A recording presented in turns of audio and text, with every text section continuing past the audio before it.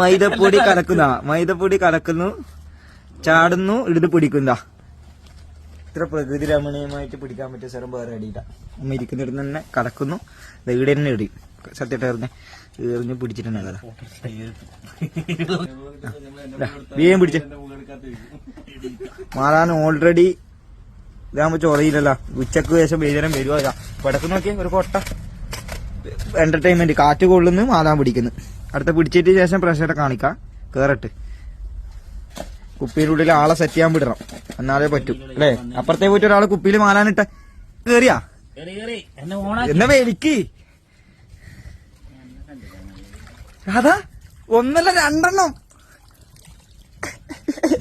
ചത്തതാ. പടക്കുന്നുണ്ട്. രണ്ടെണ്ണം കുപ്പിക്ക് ആർക്ക് ഇട്ടാലും കിട്ടും കേട്ടാ. രണ്ടെണ്ണം അല്ലാതെ പിടിക്കുന്നു. മൈദയൊന്നുമില്ല. മൈദ കഴിഞ്ഞുകൊണ്ട് നിർത്താൻ വേണ്ടി തീരുമാനിക്കുന്നു. അതന്നെ മൈദ മേടിച്ചിട്ട് വരാം. എന്നാ ബാക്കി നോക്കി ചെയ്യാം. മൈദ മേടിച്ചിട്ട് വരട്ടെ. ഓക്കെ.